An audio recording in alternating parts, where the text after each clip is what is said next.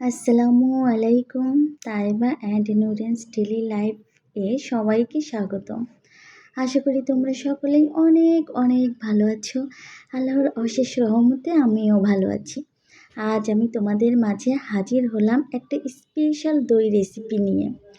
অসম্ভব রকম স্বাদযুক্ত দই, একদম ঘরোয়া পদ্ধতিতে। দই তৈরি করা একদম সহজ, খুবই সহজ।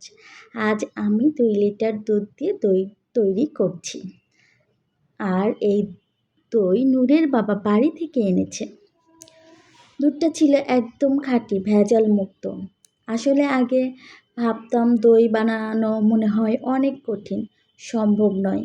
কিন্তু এখন মনে হয় এত সহজ, যে কোনো কাজই না করলে অনেক কঠিন লাগে। কিন্তু যত কঠিন কাজই হোক না কেন, করতে করতে সেই কঠিন কাজও সহজ হয়ে যায়।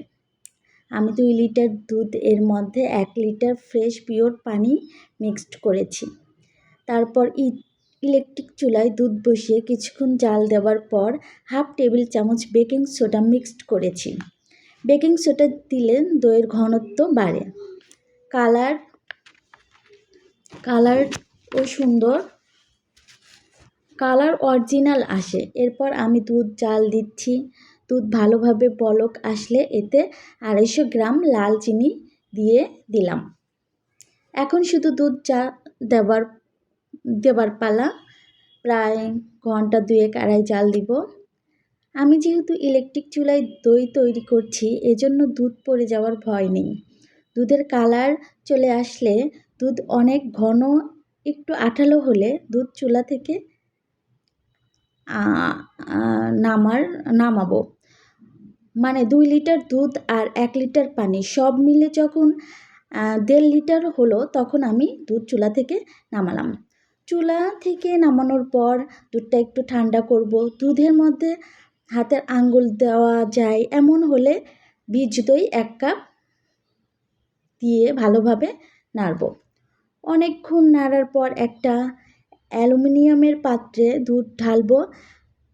আমার মাটির পাত্র ছিল না, এজন্য আমি অ্যালুমিনিয়ামের পাত্রে দই বসিয়েছি। মাটির পাত্রে দই বসালে বেশি ভালো হয়। পাত্রটি বসানোর আগে পাত্রটি ভালোভাবে পরিষ্কার করে চুলায় একটু দিয়ে হিট করে নিয়েছি। এরপর বীজ দই পাত্রের মধ্যে একটু ভালোভাবে মাখিয়ে নিয়েছি, এতে দই ভালো হয়। তোমরা যদি মাটির হাঁড়িতে দই বসাতে চাও, তাহলে স্ক্রিনের উপরে যে মাটির হাঁড়ির ছবিটা দেখেছো, এটি কিনতে চাইলে ডেসক্রিপশন বক্সে লিংক দেওয়া আছে, ওখান থেকে অর্ডার দিতে পারো। আমি রাত 10টায় দই বসিয়ে একটি মোটা কম্বল দিয়ে সারা রাত ঢেকে রেখেছি। সকাল 10টায় আমি পাত্রটি খুলেছি। মাশাআল্লাহ, অনেক সুন্দর হয়েছে। এত স্বাদ, এত ক্রিমি মজাদার দই হয়েছে। আর দইয়ের কালারও মাশাআল্লাহ অনেক সুন্দর হয়েছে। তো এভাবে তোমরা সবাই ঘরে দই বানাতে পারো, যখন তখন দই তৈরি করতে পারো। যদি তোমরা এভাবে দই বসাতে না পারো, তাহলে উপরের কর্নারে যে দই মেকার মেশিনের ছবিটি আছে, এটা ব্যবহার করতে পারো। এই প্রোডাক্টটি কিনতে চাইলে ডেসক্রিপশন বক্সে লিংক দেওয়া আছে, ক্লিক করে অর্ডার দিতে পারো। ভিডিওটি ভালো লাগলে সাবস্ক্রাইব, লাইক, শেয়ার করতে ভুলো না। আজ এ পর্যন্তই। সবার সুস্বাস্থ্য কামনা করে বিদায় নিচ্ছি। তোমরা সবাই অনেক অনেক ভালো থেকো। আসসালামু আলাইকুম।